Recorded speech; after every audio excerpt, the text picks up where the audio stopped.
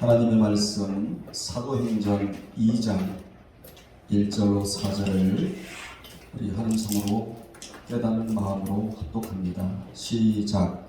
오순날날이 이미 이르매 그들이 다 같이 한 곳에 모였더니 호련히 하늘로부터 급하고 강한 바람 같은 소리가 있어 그들이 앉은 온 집에 가득하며 마치 불의 혀같이 갈라지는 것들이 그들에게 보여 각 사람 외에 하나씩 임하여 있더니 그들이 다 성령의 충만함을 받고 성령이 말하게 하심을 따라 다른 언어들로 말하기를 시작하니라. 아멘. 이 시간에는 성령 강림 이후에 일어난 현상이라는 제목으로 함께 은혜 나누겠습니다. 오늘은 성령 강림 주일이기에 그에 관한 메시지를 전하고자 합니다. 또 설교가 기미다마는 귀담아 들으시기를 주님의 이름으로 축복합니다.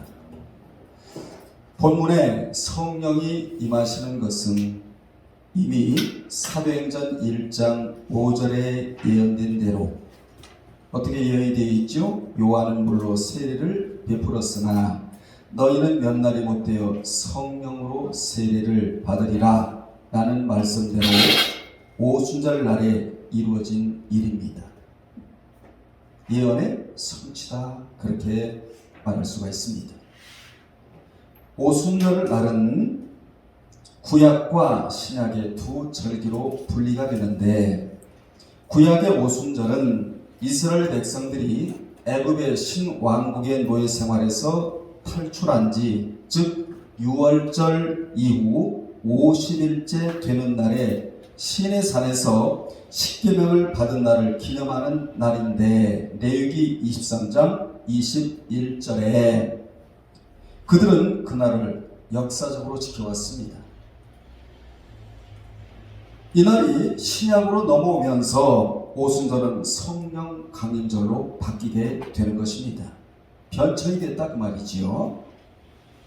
오늘은 주변 이야기를 충분히 하고 난 후 세 대주로 나누어 본문을 자세히 풀어드리겠습니다. 말씀을 풀어주실 때 누가? 주님이 엠마오 내가는 두 제자에게 말씀을 풀어주실 때 그들의 마음이 뜨거웠다. 아멘. 오늘 말씀을 풀어줄 때 여러분의 가슴이 뜨거워지기를 주님의 이름으로 축복합니다. 아멘. 마음이 뜨거웠다는 말은 무슨 말이냐면 영적인 등불을 켜줬다 그 말이에요. 아멘. 여러분의 가슴에 영적인 등불이 켜져야 첫째 죄가 태워지고 아멘. 절망이 사라지게 되는 거예요. 아멘. 성령 강림 사건은 예수께서 십자가에서 죽으시고 3일 만에 뭐하셔서? 부활하셔서 지상에 40일을 계시면서 하나님의 나라에 대해서 다시 한번 짚어주시고 50일째 되는 날에 마가의 다락방에 임하신 날이 바로 성령 강림 날입니다. 그래서 이것을 성령 강림 사건이다, 최대의 사건이라는 것이지요. 아멘. 이 사건은 세 가지 배경이 있는데 농업적 배경과 역사적 배경과 그리고 성령 의로의 세례를 받는 배경이 나옵니다. 먼저 농업적 배경은 구약의 백성들이 오순절에 첫 곡식을 거두어들여 보리떡을 만들어 여호와께 소제를 드리며 감사 예배를 드린 것이 농업적 배경입니다. 그들은 40여 년 동안 광야 생활을 하는 가운데 하나님께서 주신 만나와 메추라기로 연명했지만 하루하루를 연명했지만 영적으로는 말씀으로 살아가고 육적으로는 만나와 메추라기로 연명을 했지만 그 후 가나안 땅에 들어가 첫 곡식을 수확함에 대해 감사로 영광을 돌린 농업적 배경이 있게 되는 것입니다. 그리고 역사적 배경이 있는데 6월절이 이스라엘 민족이 애굽으로부터 자유를 얻은 날을 기념하는 절기였다면 오순절은 그들이 하나님이 약속하신 가나안 땅에 들어가게 된 것을 기념하는 절기라는 데 의의가 있는 것입니다. 즉 광야 생활을 청산하고, 여러분도 광야 생활을 청산할 때가 와요. 이 광야 생활을 청산하고 하나님께서 주신 약속의 땅에서 하나님의 백성으로서의 새로운 시작을 기념하는 의미를 지니고 있는 것이 바로 역사적인 배경입니다. 오순절의 이런 구약적 의의는 신약시대의 새로운 하나님의 나라의 본격적인 시작이라 할 수 있는 초대교회의 태동으로 이어진 것입니다. 그리고 성령으로 세례를 받은 날의 배경은 그리고 그 50번째 되는 바로 그날에 일어났던 일입니다. 그날에 일어난 증거를 보면 2절에는 청각적인 증거가 일어났는데 어떻게 일어났느냐? 강력한 바람이 맹렬하게 불어치는 것과 같은 소리가 들려왔고 하나님이 먼저 청각에 귀에 손을 대셨어요. 그리고 3절은 무슨 증거가 일어나는데 시각적인 증거가 일어났는데 어떻게 일어났느냐? 불의 혀처럼 갈라지는 것이 그들에게 보이게 일어났고 그리고 4절에 보면 언어적인 증거가 일어났는데 어떻게 일어났느냐? 성령의 말하게 하심을 따라 다른 언어로 말하는 것으로 일어납니다. 그러자 모여있던 무리들이 다 성령의 무엇을 받고 충만함을 받고 성령이 말하게 하심에 따라 말을 하기 시작을 했다고 성경은 우리에게 말씀해주고 있는 것입니다.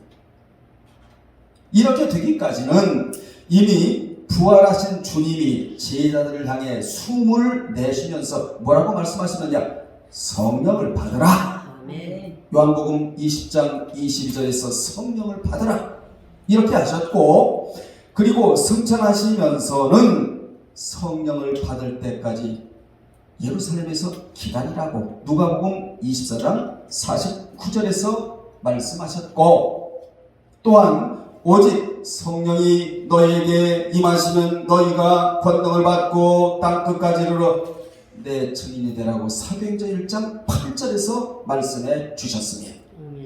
그리고 승천하시고 난 후 열흘째가 되는 날, 이 날이 무슨 날이냐? 주의 날이에요. 우리 날이 아니에요. 주의 날, 바로 그날 마가의 다락방에 성령으로 임하신 것입니다. 그날이 바로 무슨 날이냐? 오순절이다. 이날은 이스라엘 백성들이 시내산에서 하나님의 말씀을 받은 바로 그날 바요하제라고 하는 바로 그날과 같은 날이었다 그 말입니다. 그와 같은 날에 제자들에게 약속하신 성령이 임하셨는데 그 같은 성령을 체험한 자들은 부활하신 주님께서 사도들과 함께 감람산에 가셔서 저에게 분부하신 사도행전 1장 4절대로 먼저는 예루살렘을 떠나지 않고 그리고 뭐하며 기도하며 그리고 성령을 기다린 자들이었다 그 말입니다. 여러분 이런 자가 되어야 합니다.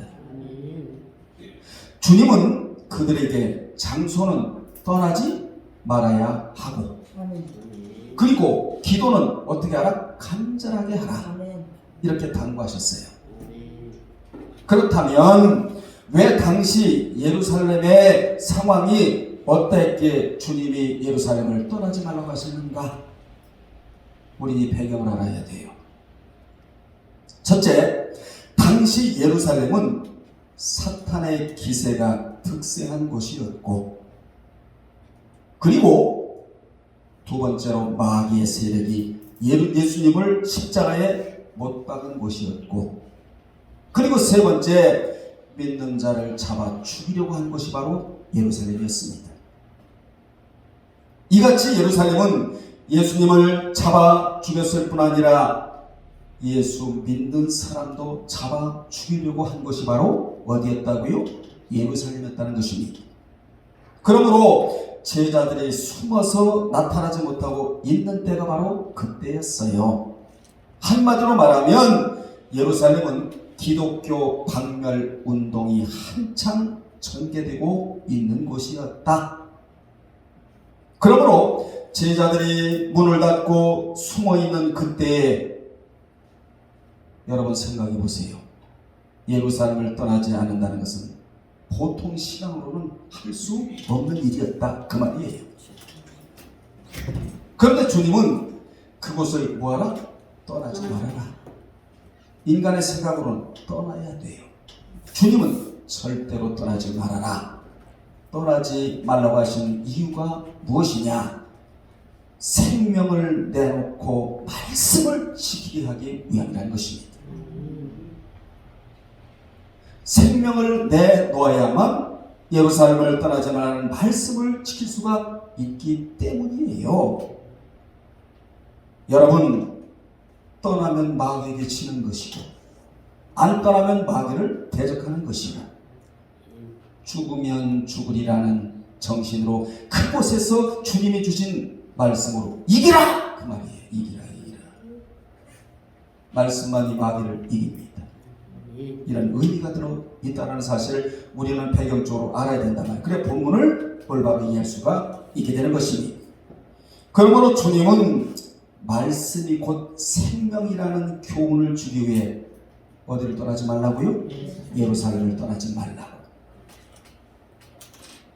말씀을 육신의 생명보다 더 귀히 여기고 그 말씀을 떠나지 않는 자가 참된 하나님의 사람이라고. 우리 하나님의 사람이 되어야 되잖아요.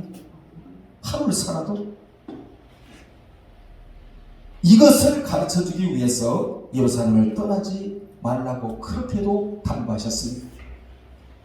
처음에 마가의 다락방에는 국내 사람들이, 외국인 말고요, 국내 사람들이 몇 명이 모였다고 성경은 증거하고 있죠. 고린도전서 15장 6절에 보면 500명이 모였대요.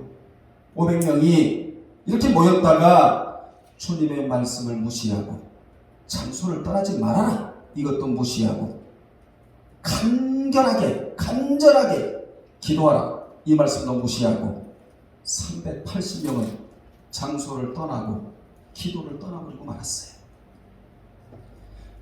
여기서 중요한 교훈은 그만큼 말씀을 육신의 생명보다 우위에 두는 자가 많다 적다는 것을 우리가 하여금 알게 합니다.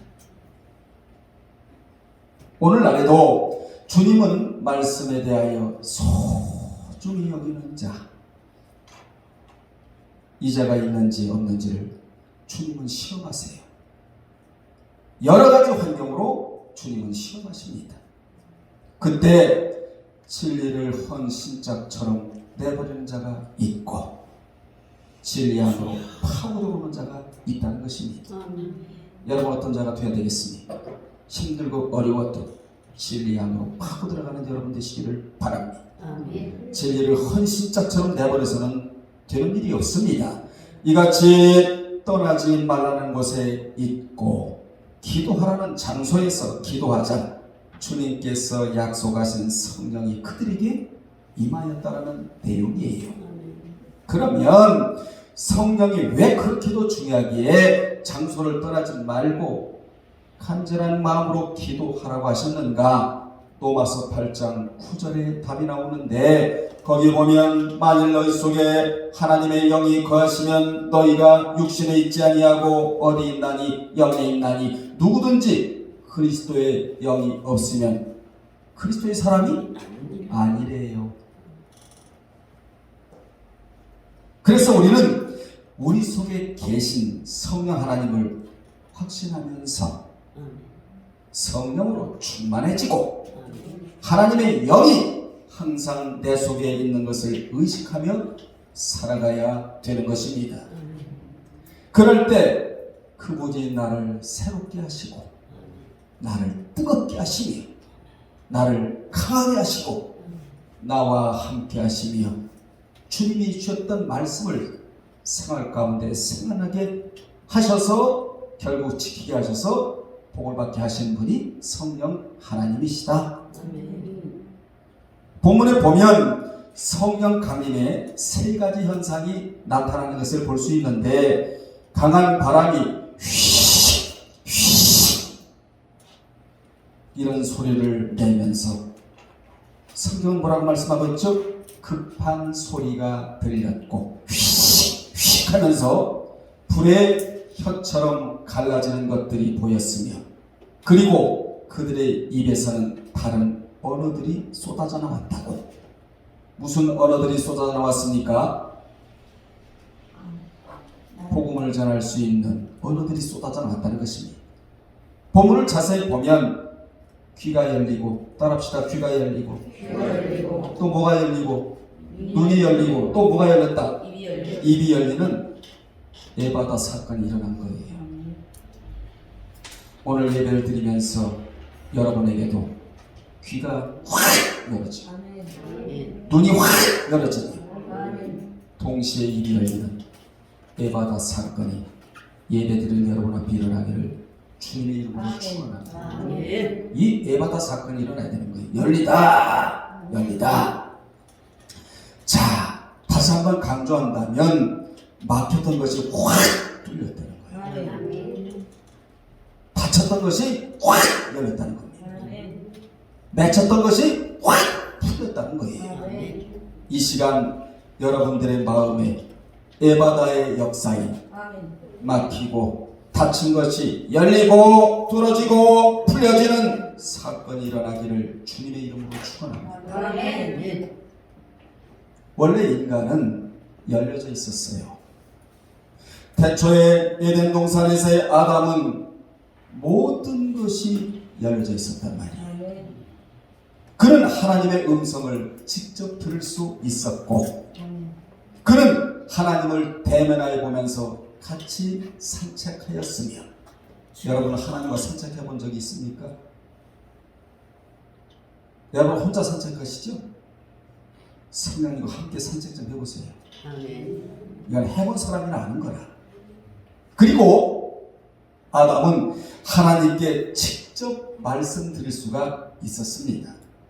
그런데 그는 낙원에서 추방됨으로 하나님과 관계가 깨지면서 이게 웬일이죠? 다치고 또 막혀버리는 인생이 되고 말았다는 것입니다. 그런데 그는 회개를 안 하잖아요. 누구 핑계대고?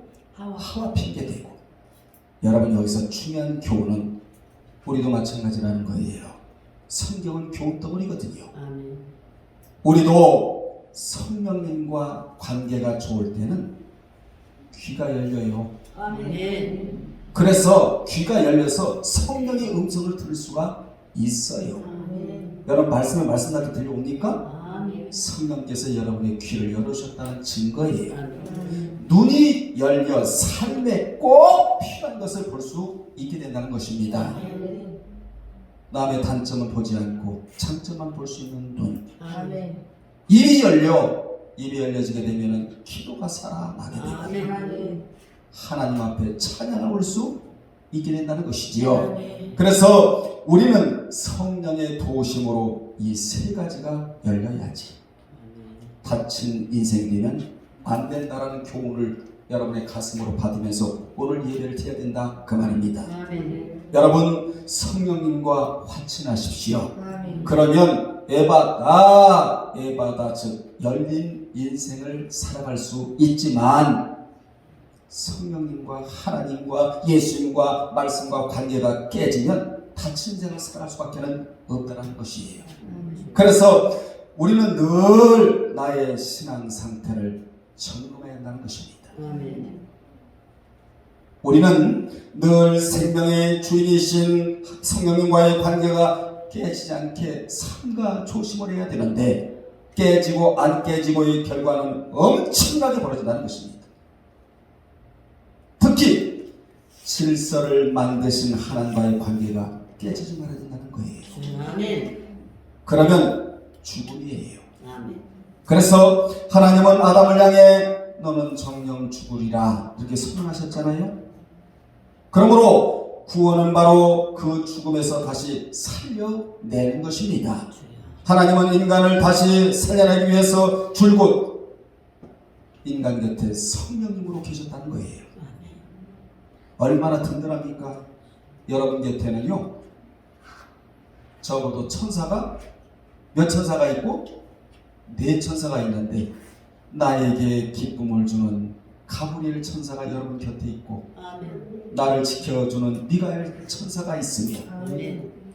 일거수일투족을 하나님 앞에 보고하는 보고천사가 있고 의로운 행실을 기록하는 어디에 기념책에 기록하는 기록천사가 있다는 사실이 그리고 이 네 천사를 호위하고 이 네 천사를 부릴 수 있는 성령님이 여러분 곁에 계신다는 것입니다. 아멘. 이것을 잊지 말라는 거예요. 아멘. 아멘. 그러므로 언제나 성령님은 인간들의 임마누엘이 되어 주십니다. 아멘. 그러나 인간은 귀가 막혀서 하나님의 음성을 듣지 못했고 눈이 멀어서 하나님을 보지를 못했어요. 입이 닫혀 기도와 찬양을 하지를 못했다는 것입니다. 이러니 하나님이 얼마나 안타까워 하셨겠습니까? 이사야 43장 21절에 보면 하나님이 인간을 지으신 목적이 나오는데 왜 인간을 지으셨느냐? 찬양을 받으시려고 인간을 만드셨다 이렇게 기록이 되어 있단 말이에요. 그래서 여러분은 입술을 놀리면 안 돼요.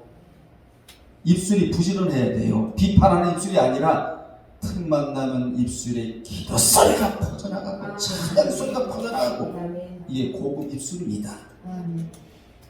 이같이 정작 인간들은 하나님의 기쁜 뜻을 알지 못하자 마침내 마가의 다락방에 모인 무리들에게 하나님을 다시 볼 수 있게 하시려고 성령으로 임하셨다는 것입니다. 아멘. 하나님은 먼저 예수님을 통하여 십자가에서 피를 흘리시게 하심으로 말미암아 닫혀버린 우리의 귀와 눈과 입을 씻어주셨단 말이에요. 십자가에서 피로. 그리고 나로 성령을 기다리라. 다음 단계로 넘어갑니다. 그리고 성령이 임하시면 무엇을 받는다? 권능을 받는다. 이렇게 넘어가는 거예요. 순서적으로. 그 권능이 무엇이냐? 귀가 열리고 눈이 열리고 입이 열려 그리스도의 증인이 되어 하나님의 나라가 이루어지게 하는 것이 바로 권능이라는 거예요. 권능. 이 권능 뒤에 오는 게 있는데 그게 뭐냐? 은사예요. 항상 은사는 권능 뒤에 임해야 됩니다. 이게 바로 참 은사예요. 그래야 남을 속이지 않고 사기치지를 않아요. 왜냐? 권능의 성령님을 체험하기 때문에 무서워서 사기칠 수가 없어요. 항상 그래서 은사는 못하며 와야 된다? 권능 듀나미스 폭발력 권능 뒤에 다가와야 된다. 은사가. 이 은사를 여러분은 다 받으시기를 바랍니다. 그렇다면 성령 강림 이후에 일어난 현상이 무엇이냐? 이를 구체적으로 살펴보면 첫째, 성령이 임하시니 모든 사람의 귀가 열렸다는 것입니다. 이제 구체적으로 설명을 드릴 것인데, 자, 성경 보세요. 갑자기 하늘로부터 강한 바람이 마치 휘월이 몰아치듯이 급한 소리가 들리더니 저희 앉은 온 집에 가득했다고.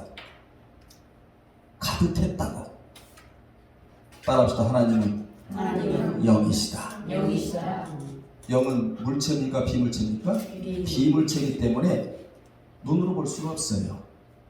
그러나 성령이 임하심을 소리로 느낄 수는 있다라는 것입니다. 바람은 보이지를 않아요. 그래서 누구도 바람을 본 자는 없습니다. 그러나 바람을 느낄 수는 있다라는 거예요. 어떻게 느끼느냐? 바람이 지나갈 때 나뭇잎이 흔들리는 걸 보면 바람이 존재하는구나. 이것을 우리가 알 수 있잖아요. 깨달을 수 있잖아요. 느낄 수가 있잖아요. 또 바람이 물체에 부딪힐 때 소리를 통하여 바람이 존재하는구나. 이걸 알 수 있단 말이에요. 그래서 사람들은 바람의 존재를 의심하는 사람은 한 사람도 없습니다. 바람 그 자체가 눈에는 보이지 않지만 바람이 존재한다는 사실을 의심하는 사람은 없다 이 말이에요. 이같이 성령 강림은 마치 뭐와 같다? 바람과 같다. 그 바람은 곧 생명의 바람이었다. 광풍이 아니었어요. 훈풍이었어요. 성령은 생명의 영, 즉 살리는 영이다. 아멘. 아멘. 그래서 성령을 받으라는 말은 곧 생명의 영을 받으라는 그런 뜻이에요. 아멘. 더 정확하게는 생명의 영에 사로잡히라 그 말이에요. 아멘. 성령을 받는다는 것은 생명의 능력에 그대로 순종하는 것입니다. 여러분 모두는 생명의 영에 사로잡혀 살아가시기를 바랍니다. 아멘. 성령은 언제 어디서나 하나님의 뜻대로 임하시는데 에스겔 선지자는 바벨론 강가에 앉아 있다가 조국의 하늘을 바라보며 눈물을 흘릴 때 성령이 임했다고. 아멘. 사랑하는 여러분들이여, 이 나라의 민족과 종교계와 우리 믿는 자들을 보면 탄식이 나오지요. 이 탄식 속에 뭐가 흘러요? 눈물이 흐르는데 이 눈물 속에 성령의 감동하심과 성령이 임한다는 사실입니다. 예레미야만 눈물을 흘린 게 아니고 바벨론 포로에 끌려가 있는 남유다 백성들을 누가 에스겔이 보니까 크발 강가에서 보니까 얼마나 안타깝고 얼마나 측은하고 불쌍한지 눈물을 흘릴 때 성령이 임했대요. 아멘. 뿐만 아니라 아모스는 양떼를 치다가 성령의 감동이 되었답니다. 산 골짜기 바람이 더 세고 강하듯이 성령이 가슴 속에 깊이 임하면 임할수록 권능이 더 강하고 더 뜨겁게 나타나게 되는 것입니다. 아멘. 성령이 충만하면 할수록 그 권능이 더 강해지고 하나님의 영광이 크게 나타나게 된다는 것입니다. 아멘. 여러분, 성령 강림이 강한 바람 소리같이 들렸는데 성령의 바람이 그들의 가슴 속에 부딪히는 순간 막혔던 귀가 확 뚫렸대요. 아멘. 얼마나 시원합니까 여러분? 이같이 성령께서 먼저 귀를 작업하셨다. 아멘. 아멘. 왜 귀를 작업하셨을까? 이것을 열어줬다 이렇게 표현하는데 출애굽기 10장 2절에 답이 나와요. 왜 성령께서 귀를 열어주셨는가에 대한 답이 출애굽기 10장 2절에 나오는데 거기에 보면 하나님의 전능하심을 내 아들과 내 자손의 귀에 전하게 하려 함이라. 너희가 나를 여호와인 줄 알리라. 이게 답입니다.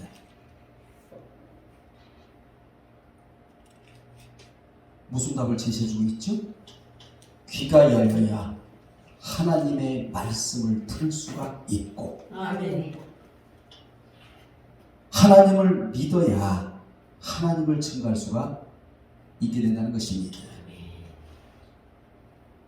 귀가 열려야 너희가 나를 여호와인 줄 알게 된다. 아멘. 성령께서 말씀하신 것을 들어야 진리를 깨달을 수가 있다. 아멘.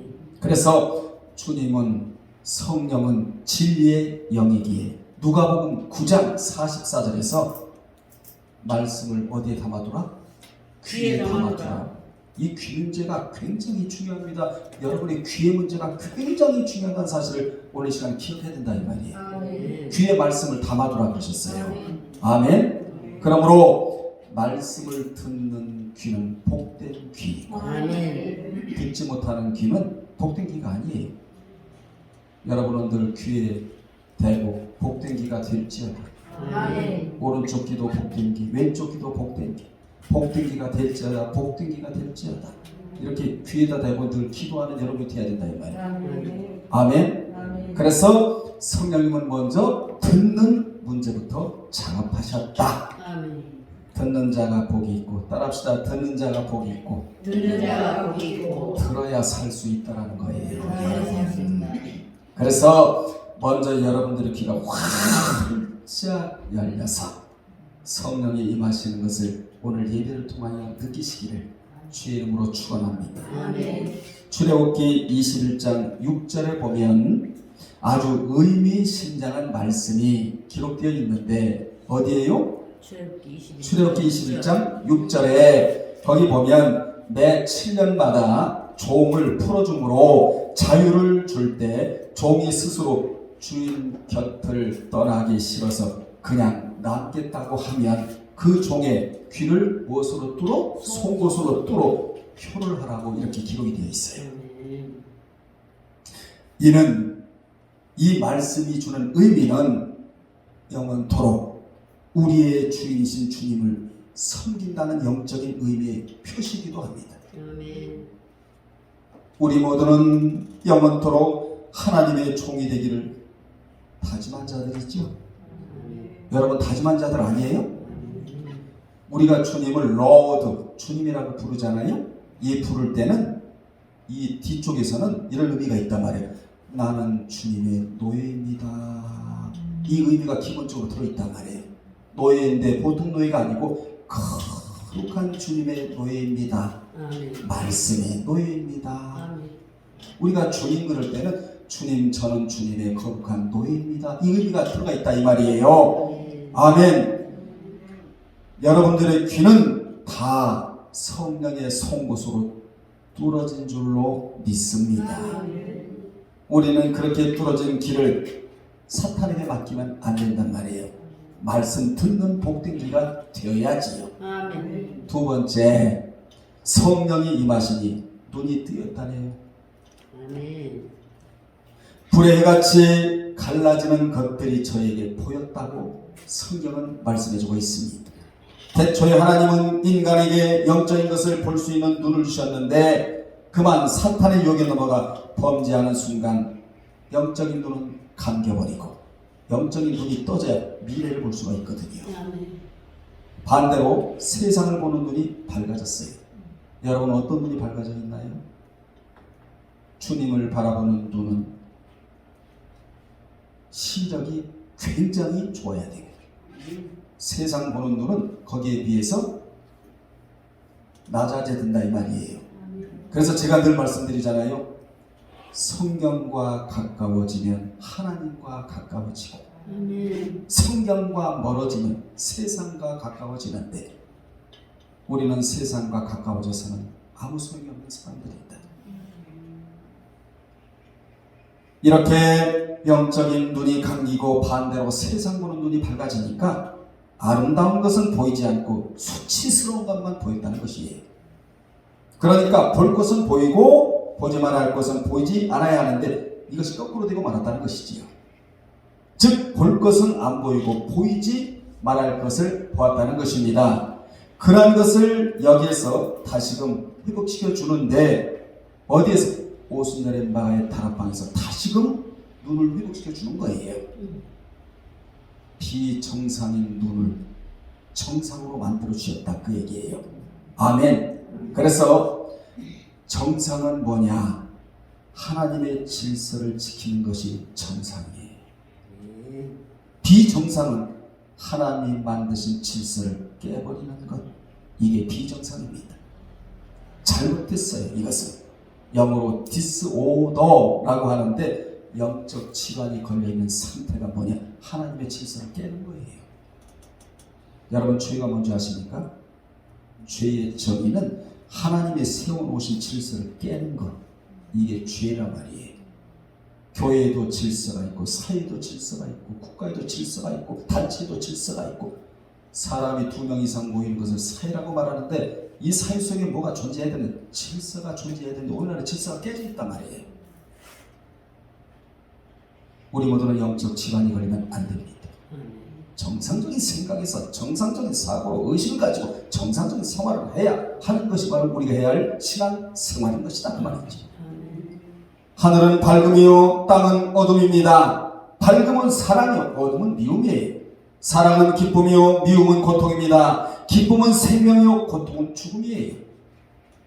우리는 무엇을 보아야 하느냐? 하늘을 바라봐야 한다는 것입니다. 아멘. 피조물이 가장 행복할 때는 돈이 굴러가서 행복한 게 아니고 창조주를 바라볼 때가 가장 행복할 때인데, 그래서 성경은 땅의 것을 바라보지 말고 하늘을 바라봐라, 하늘을 바라봐라, 하늘을 바라봐라, 이런 말씀이 성경에 얼마든지 나오고 있다는 사실을 우리는 기억해야 됩니다. 하늘을 바라봐야 하나님을 배울 수 있어요. 아멘. 여러분이 잘 아시는 아브라함의 조카 롯이 눈을 들어 바라본 즉 소돔과 고모라가 아주 아름답게 보였다고. 그러나 그 땅은 죽음의 땅이었습니다.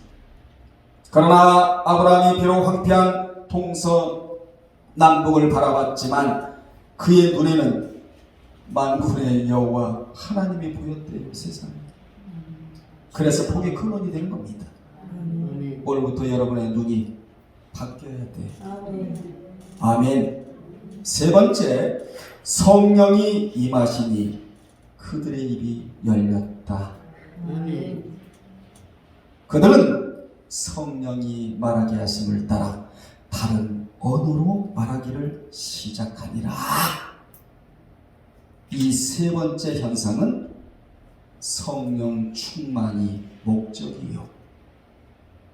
바로 이것이 성령이 임하시면 받게 되는 권능이에요.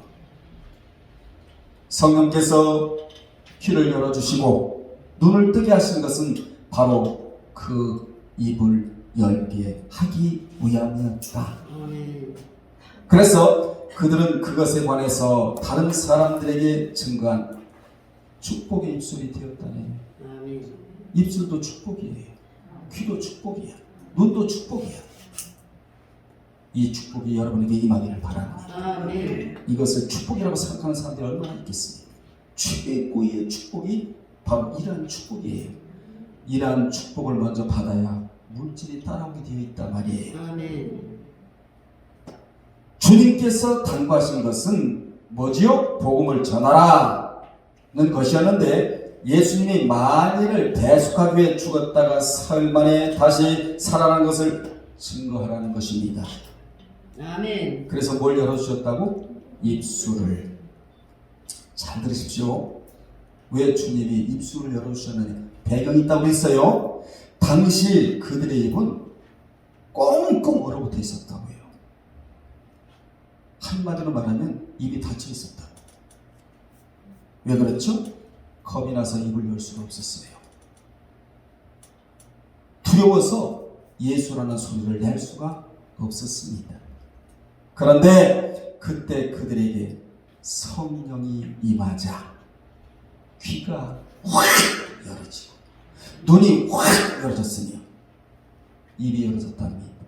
그때부터 이 입술이 보통 입술이 아니에요. 예수를 증거하는 하나님 나라를 건설하고 확장하는 축복의 입술로 바뀌었다는 것입니다. 하나님이 보이니까 당연히 뭐가 열어져요? 입이 열어지게 되겠죠? 유추해 보건대 가슴이 터질 것만 같았을 거예요. 그때의 그 감격과 그 기쁨, 그 확신과 그 소망, 가슴 속에 불길이 확 치솟았을 것입니다. 그들은 너무 뜨거워 견딜 수가 없었을 거예요. 이 벅찬 기쁨과 감동, 이것을 가지고 외쳐내는데 어떻게 외쳐내느냐? 예수가 다시 살아나셨다. 우리는 그 예수를 지금 성령으로 체험하고 있다. 이렇게 외친다는 입술이 됐다는 것입니다. 무엇이 두렵습니까? 하나님의 여러분의 눈에 보이기 시작한다면 세상 두려울 것은 없습니다. 나는 예수를 만났는데 다시 살아나신 예수 그리스도를 만났다. 여러분도 그분을 만나야 살 수 있다고 입술이 확 열어져 버린 거예요. 학자의 입술이 되어버린 것이지요. 성령의 체험이 없이는 세상이 무섭고 마귀가 두렵습니다.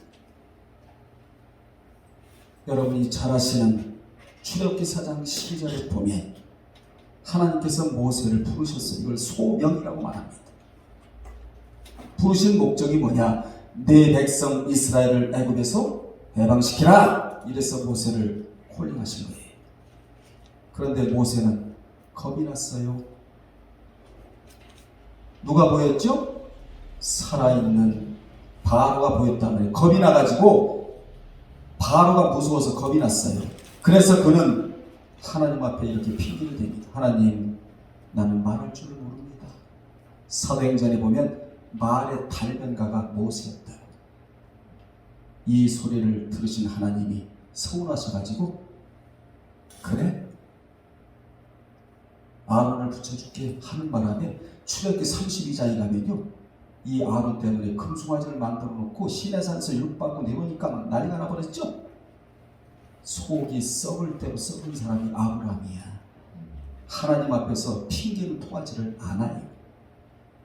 아멘. 아멘. 여러분, 나는 말할 줄 모릅니다 하자 그때 하나님께서 모세를 다그치십니다. 이제 가라. 내가 내 입과 함께 있어 할 말을 가르치리라. 이게 출애굽기 4장 12절이에요. 하나님이 나와 함께 계시는 것을 깨달아 믿으면 강하고 담대해지는데, 이걸 깨닫지 못하면 마귀가 두렵고 세상이 두려워해요. 여러분, 만군의 여호와 하나님 성령님이 여러분 곁에 계신데 아멘. 무엇가 두렵습니까? 아멘. 두려운 게 뭡니까? 없습니다. 문제는 임마누엘의 하나님을 의식하느냐 의식하지 않느냐에 따라서 두렵기도 하고 두렵지 않기도 한다는 것이지요. 우리가 믿을 때 그 강하고 담대함이 바로 입으로 증거가 되는데, 그때 우리는 이렇게 외칠 수가 있습니다. 주여 내 입을 열어주소서. 아멘. 내 입이 주를 찬송하리다. 시편 51편 15절대로 하나님이 다윗의 입을 열어주셨어요. 그러니까 다윗은 하루에 7번씩 찬송을 한다는 거예요. 오늘부터 여러분의 입이 열어지기를 바랍니다. 아멘. 근심하고 걱정하고 두려워 떨고 있는 시간대에 입을 열어 하나님을 찬송해 보십시오. 능력이 달라붙게 되는 것입니다. 아멘. 성령 강림의 결과는 성령이 강한 바람같이 뜨거운 불같이 임했답니다. 성령의 바람은 신바람이었다. 인생에게 살맛을 내주는 바람이었다. 이 바람이 여러분 지금 불고 있다는 사실이에요. 나 혼자의 신바람이 아닌 우리 모두를 신나게 하는 축복의 바람이었다. 아멘.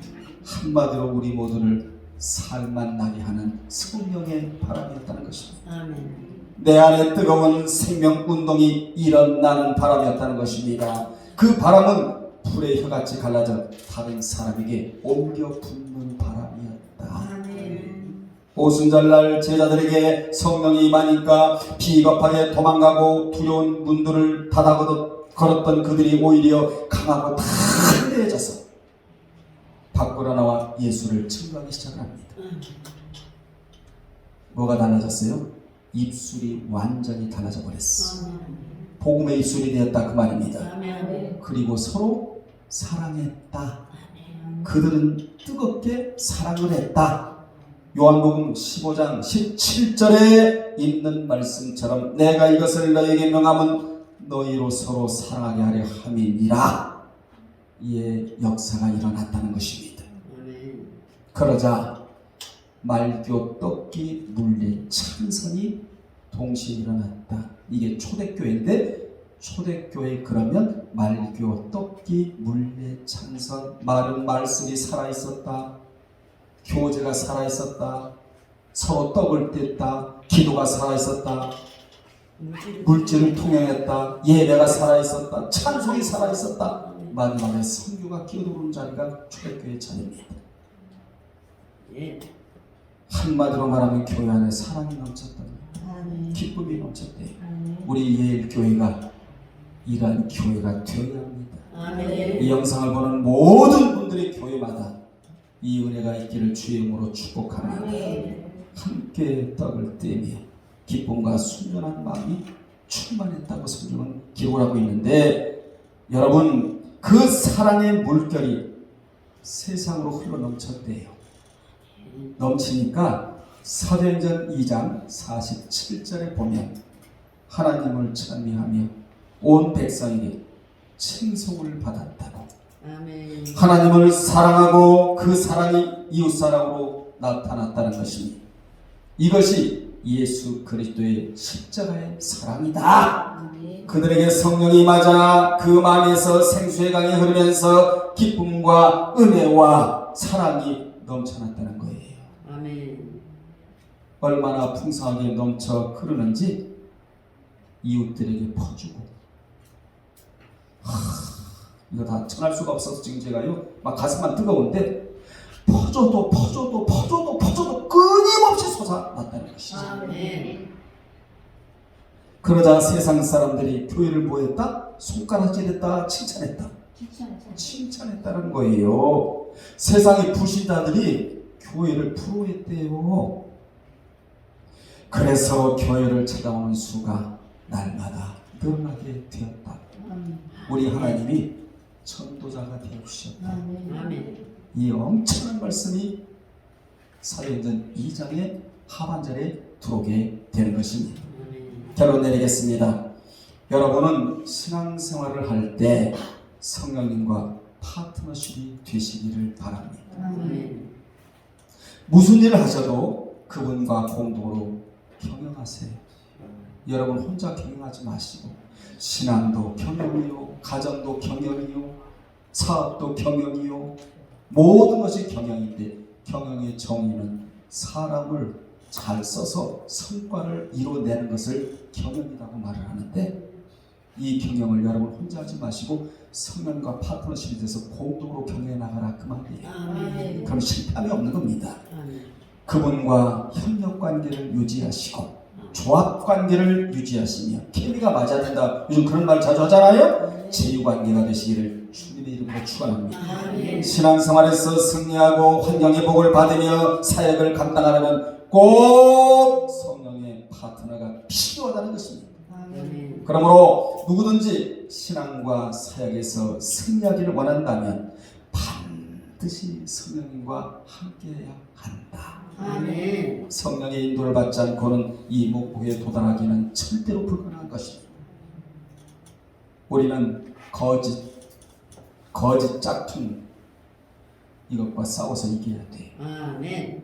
아멘. 그래서 어디를 떠나지 말라고? 예루살렘. 예루살렘을 떠나지 말라고. 절대로 말씀을 양보하지 말라고. 아멘. 자, 서서히 말씀 마치면서 생명을 파괴하는 힘에 여러분은 절대로 주눅들지 말고 대항을 하세요. 그것이 성령을 받은 증거입니다. 끝으로 따라합시다. 성령이 임하시니 교회가 탄생하게 되는 거예요. 아멘. 주님은 성령을 받은 사람은 하나님 중심으로, 말씀 중심으로, 교회 중심으로 살아갈 수밖에 없더라. 아멘. 여러분은 다 오늘 시간에 다시금 성령이 내 안에 역사하신다는 사실을 확인하시면서 앞으로 어떻게 살아가야 되느냐. 하나님 중심, 아멘. 말씀 중심, 아멘. 교회 중심으로 살아갈 때, 이렇게 살아갈 때 하나님이 여러분의 삶을 책임져주실 뿐만 아니라 여러분이 하는 모든 것 하나님에 의해 소문나는 은혜가 있게 될 줄로 믿습니다. 아멘. 기도하겠습니다. 주여 감사합니다. 성령 강림 주일을 맞이하여 우리 모두가 하나님 중심이요, 말씀 중심이요, 교회 중심으로 살아서 성령과 파트너십이 되기를 원합니다. 아멘. 무슨 일을 하든지 공동 경영해 나가기를 원합니다. 아멘. 주님의 은혜 속에서 강력하게 역사해 주셨어. 아버지 하나님이여, 모든 방해 세력들을 물리쳐 주시옵시고 우리가 앞으로 신앙생활하면서 예루살렘을 떠나지 않겠습니다. 간절함을 가지고 기도하겠사오니 아멘. 우리의 삶을 책임져 주시옵소서. 예수 이름으로 축복하고 기도드리옵나이다. 아멘. 아멘.